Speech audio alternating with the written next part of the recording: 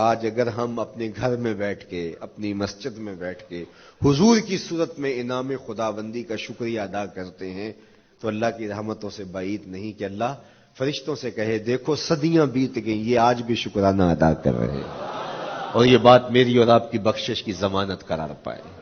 تو حضور کی صورت میں جو انعام ہوا، حضرت حسان بن ثابت اکثر کہا کرتے تھے منا علینا ربنا ام بعث فینا محمدا، ہمارے رب نے ہمارے اوپر احسان کر دیا ہے کہ محمد عربی عطا کر دیے۔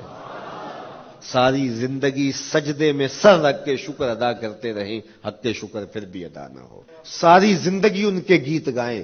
میں ایک رات کے میلاد کا صرف قائل نہیں ہوں کہ ایک رات میلاد کر لو اور پورا سال چھٹی، ساری زندگی حضور کا نام جپو، ساری زندگی حضور پہ درود پڑھو، لمحہ لمحہ حضور کے ذکر کا چراغاں کرو۔ صرف اپنے گھروں اور اپنے بازاروں میں جھنڈیاں ہی نہ لگاؤ بلکہ دل کے ایک ایک پرت پہ نام محمد کی جھنڈی لگاؤ۔ صرف منڈیروں پہ چراغاں ہی نہ کرو بلکہ دل کی اندھیر گلیوں میں بھی حضور کے نام کا چراغاں کرو، حضور پہ درود پڑھو، حضور کا ذکر کرو، اپنے بچوں کو بٹھا کر کے حضور کے قصیدے سناؤ، حضور کی شانیں سناؤ، حضور کی سیرت بتاؤ انہیں، اپنے گھر کے ماحول کے اندر، اپنی مسجد میں، اپنی گلی میں، اپنے دوستوں میں حضور کا ذکر کرو۔ دوستوں آپس میں بیٹھو تو کہو یار اللہ کا کتنا کرم ہو گیا کہ اللہ نے ہمیں حضور عطا کر دیا۔ دوستوں میں بیٹھے جب یوں بات کرو گے تو اللہ کی رحمتیں کس قدر تمہارے اوپر برسیں گی۔ اپنی عقیدتوں کا اظہار کرو، وہاں کمیت نہیں دیکھی جاتی، وہاں کیفیت دیکھی جاتی ہے، وہاں مقدار نہیں دیکھی جاتی، وہاں معیار دیکھا جاتا ہے۔ وہ چہرہ اور چہرے کا تل نہیں دیکھتے، وہ بندے کا دل دیکھتے ہیں، وہ دیکھتے ہیں کون کس خلوص کے ساتھ محبت لے کر کے آیا ہے۔ یار چہرہ تو چمکدار تھا، اسی لیے ابو لہب کہتے ہیں نا شعلے کی طرح چمکتا ہوا، لیکن جہنم کا ایندھن بنا، اور کالے رنگ والا، ہونٹ موٹے ہیں، لیکن کعبے کی چھت میں کھڑا اذان دے رہا ہے۔ تو عقیدتوں کے رنگ اور محبتوں کے رنگ حضور علیہ السلام کے ساتھ جب کوئی پیش کرتا ہے تو رائے گانی جاتی۔ یہ وفاداروں کا در ہے، یہاں بے وفائی کا تصور ہی نہیں ہے۔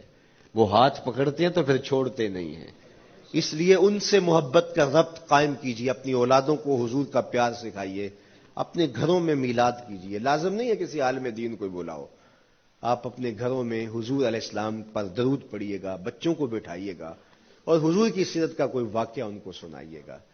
صحابہ اپنے بچوں کو بٹھا کر کے حضور کی سیرت بتایا کرتے تھے، حضور کا نقشہ بتایا کرتے تھے، حضور کے شمائل ذکر کیا کرتے تھے، اور کوئی صحابی ملتا تو تابعین جمع ہو جایا کرتے تھے اور اسے پوچھتے تھے اچھا بتاؤ حضور کی صورت کیسی تھی، زلفیں کیسی تھی۔ یہی میلاد ہے نا، میلاد میں حضور کے فضائل کا ذکر ہوتا ہے، شمائل کا ذکر ہوتا ہے، خصائل کا ذکر ہوتا ہے، اور موسم حج کا ہے۔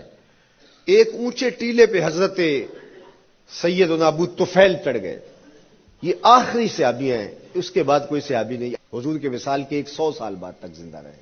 تو کہا لوگوں آؤ اس وقت روئے زمین پہ میرے علاوہ کوئی نہیں جس نے حضور کو دیکھا ہو، آؤ مجھ سے حضور کی باتیں سنو۔ لوگ جمع ہو گئے اور کہا صف لنا رسول اللہ، تم نے حضور کو دیکھا ہے تو بتاؤ حضور کیسے تھے۔ تو حضرت ابو طفیل نے 3 لفظوں میں میرے حضور کا حلیہ بیان کیا، یاد کر لو۔ حضرت ابو طفیل نے کہا کان رسول اللہ صلی اللہ علیہ وسلم ابیض ملیحا مقصدا، ایک تو چٹے رنگ کے تھے، ایک تو حضور کا رنگ گورا تھا، دوسری بات ملیحن حضور کا حسن نمکین تھا، اور تیسرا مقصدا حضور متوازن تھے، نہ قد لمبا نہ قد پست، سوا صدر والبطن سینہ اور پیٹ برابر، لیسا بالطویل الممغط ولا بالکثیر المتردد، نہ پست کے عجیب دکھائی دیں نہ اتنے لمبے کے عجیب لگیں بلکہ درمیانہ قد، لیکن اذا جامع القوم غامرہم، سن لو حضور کا قد تو درمیانہ تھا لیکن جب لوگوں کے درمیان چلتے حضور کے کندھے لوگوں کے سروں سے اونچے دکھائی دیتے۔ یہ اللہ نے شان دی اپنے محبوب کو۔ مکھ چند بدر شاہ شانی، متھے چمک دی لاٹ، کالی زلف تے اکھ مستانی،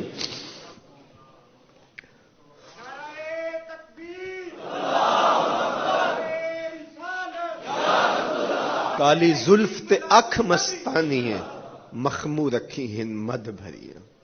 حضور علیہ السلام کی جب آمد ہوئی، رحمت عالم صلی اللہ علیہ وسلم کو جب انہوں نے دیکھا نا، تو اچانک ودا کے پہاڑوں کی اوٹ سے حضور دکھائی دیے. تو سیاہ پہاڑ ہیں، تو ان سے جب حضور کا چمکتا ہوا چہرہ دکھا نا، تو بے ساختہ انہوں نے کہا طلع البدر علینا. وہ دیکھو چاند چڑھ گیا ہے. طلع البدر علینا، وہ دیکھو چاند چڑھ گیا.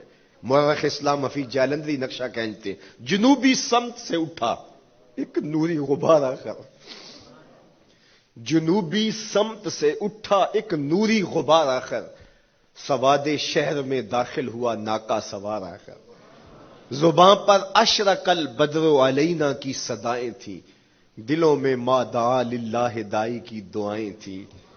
نبوت کی سواری جس طرف سے ہو کے جاتی تھی، درود و نعت کے نغمات کی آواز آتی تھی. کہیں معصوم ننھی بچیاں تھیں دف بجاتی تھی، رسول پاک کی جانب اشارے کر کے گاتی